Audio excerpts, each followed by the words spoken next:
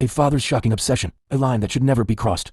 And a crime that left an entire community in disbelief. Let me explain. What started as disturbing rumors quickly turned into something much darker. Something no one wanted to believe could be real. At the center of it all was 42-year-old Michael Monroe Banks. And allegations that pointed to deeply inappropriate intentions involving his own daughter. Now here's the thing.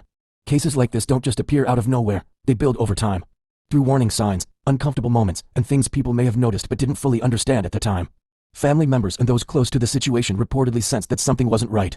But no one could have predicted how far it would go. As tensions grew inside the household, so did the urgency of the situation. What should have been a place of safety became filled with fear, confusion, and emotional distress. And eventually, everything reached a breaking point. On January 17, 2024, in Tampa, Florida, that breaking point turned violent. Authorities responded to reports of a shooting, arriving to find a scene that immediately raised serious questions. What happened inside that moment, and what led up to it, became the focus of a rapidly unfolding investigation. Witness accounts, evidence collection, and interviews all began to piece together a timeline.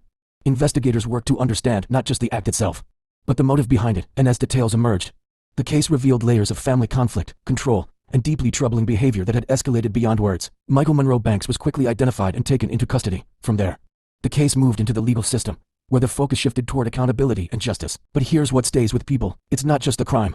It's the reality behind it. A family torn apart. A situation that should have been protected, but instead turned into something tragic. And while the courts will determine the outcome, the emotional impact doesn't end there. For those involved, and for those who hear this story, it leaves a lasting question. How do situations like this go unnoticed until it's too late? Because at the end of the day, this isn't just another case, it's a reminder that sometimes the most disturbing dangers aren't strangers, they're much closer than we think. And by the time the truth comes out, everything has already changed.